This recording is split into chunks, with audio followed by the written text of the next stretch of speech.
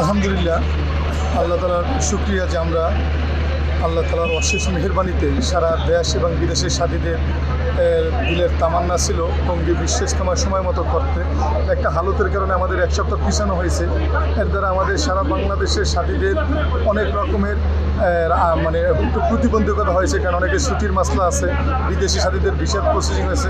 তারপরেও আমরা আলহামদুলিল্লাহ এই অল্প সময়ের ভিতরে আলহামদুলিল্লাহ আমরা আশা করতে আছি আমাদের ব্যাপক পরিমাণে উপস্থিতি হবে।